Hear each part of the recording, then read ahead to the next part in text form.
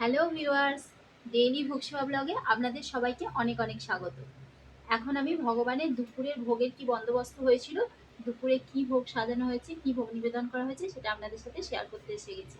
ভগবানকে পুজো নিবেদন সমস্ত কিছু হয়ে গেছে, ভোগ নিবেদন আপনাদের সাথে এখন শেয়ার করে নিচ্ছি। আজকে দুপুরে ভগবানের ভোগের কি বন্দোবস্ত ছিল, কি মেনু ছিল, আসুন আমরা সবাই একসাথে দেখে নিই। দেখুন, আজকে প্রথমেই এখানে আছে বাজরার খিচুড়ি। বাজরা মিলেটটা আজকে নেওয়া হয়েছিল, তার খিচুড়ি করে ভগবানকে নিবেদন করা হয়েছে। আর ওপরে ভাজা বাদাম এখানে সাজিয়ে দেওয়া হয়েছে। এই বাজরা মিলেটের খিচুড়ি আমাদের চ্যানেলে আপলোড করে দেবো, আপনারা দেখে নেবেন।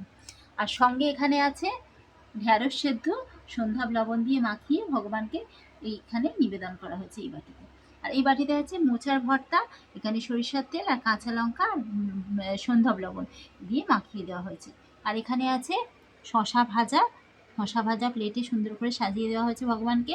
আর এখানে আছে পটল শাঁকা, কাঁচা লঙ্কা, তার সাথে সরিষার তেল আর সন্ধ্যা লবণ এই পটল শাঁকার মধ্যে মাখানো আছে।